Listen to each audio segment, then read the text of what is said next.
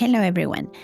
Welcome to Beyond Change. In this episode, first of all, I didn't work on the lighting. This lighting is perfect. It's a very dark afternoon in New York, and I have this lighting that I bought, I don't know, a couple months ago. And I don't know, I'm sitting in front of a window and I'm getting the sort of like a little bit of light from outside. So I like it. I think it's very cool.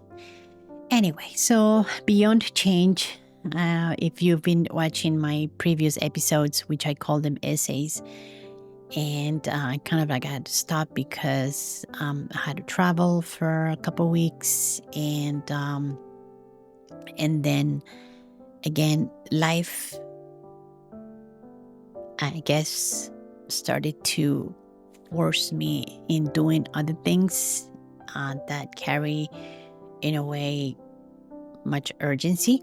And I wasn't able to continue posting what I enjoyed, which is the neuroscience aspect of meditation. I enjoy talking about neuroscience in general, although I am not a neuroscientist. I went to school for computer science, but that doesn't make me a scientist, I guess, in that regard. But I enjoy it. I really, I'm fascinated by the whole aspect of meditation, the whole aspect of what happens with our brains when we meditate, when we think, what happens with the brain when we are sleeping. It's fascinating for me. And I've been enjoying a very beautiful moment of reading lately. I've been reading a lot lately and learning so many things. And one of my favorite books that I enjoy it, and it's not, for me, it's not an easy book to understand, but I do it little by little, is The Neuroscience of Meditation by Yi Yuan Tang, which is this book. It is an amazing book. And the way I read it is I don't go page by page. So I just start on chapters that I'm the most interested in. In this case, I was interested in the different networks in the brain regions and what happened to them while we are meditating. And it's very, very fascinating. And this is basically, in essence, is a book that explains to you what happens with our brains from the perspective of psychology, from the perspective of neurobiology.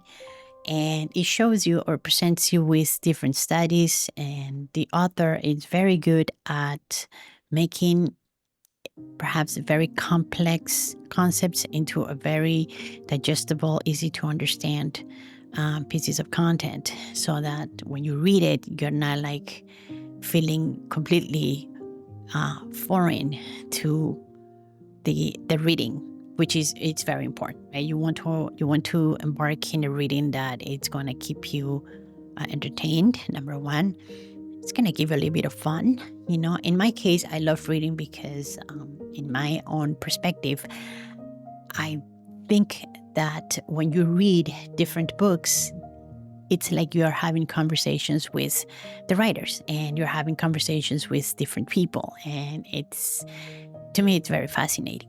And I think I've said this before in different videos, but it also, I love the whole aspect of education. So in today's video, I want to talk about the whole aspect of mindfulness, and specifically, what is it? How can we define mindfulness, and what happens with mindfulness when we meditate?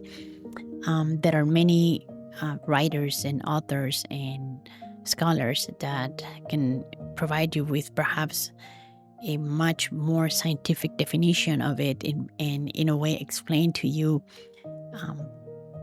at an academic level what is the process of meditation and what happens with our brains when we meditate. But in my case, I'm going to talk to you from my personal experience and from a person who is not a neuroscientist, but is someone who enjoys learning neuroscience and enjoys learning about meditation. I'm also very, in a way, I'm an advocate for understanding different philosophies, especially spiritual philosophies such as Buddhism and Vedanta Yoga, which is my favorite. I believe that Vedanta Yoga is a very powerful tool and is based on scientific evidence also. So to me, yoga is a science, and I enjoyed all these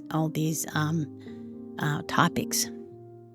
So, what do I mean by mindfulness in meditation or a mindful meditation? In my case, first of all, when we meditate, I've learned that there are many neural environments that begin to activate, and it produces different reactions in our nervous system. Our frontal cortex, which is the frontal part of our brain, right, activates. And with that, we have sort of like a, how do I say, it's like an environment that we are in a way trapped in it, because this is where we think, this is where we have awareness, where we realize that we know that we know. As a matter of fact, I believe we are the only species that we know that we know. And that makes us very unique, but at the same time, it provides us with a lot of challenges. And we are sort of like in trouble when it comes to learning the process of understanding the mind and, in a way, experiencing meditation. Also, something very, I guess I like to clarify, to me, I don't think anyone can teach us how to meditate. I think meditation is something that needs to be self-taught through experience, because no one knows your mind better than you, correct? Yes, the mind is basically it's like an engine, right? It's an entity that carries lots of energy, very, very complex, and it's different than every other mind. It cannot be the same. But when it comes to intellect, the mind can repeat back a concept, and every single mind can agree in a specific concept. But the process of thinking, the process, its own process of evaluating or understanding or discriminating, it's different, right? The mind has what it's called modulations, right? And I don't recall exactly, but I believe there are 5 modulations that are based on our five senses. But according to different philosophies, the reason we think, it's because our bodies are constantly sending messages through our nervous system, through the brain, and therefore there is an experience. Now, when you meditate, right, you might be asking, where is mindfulness in all this? And how is that we can define mindfulness in such a complex environment?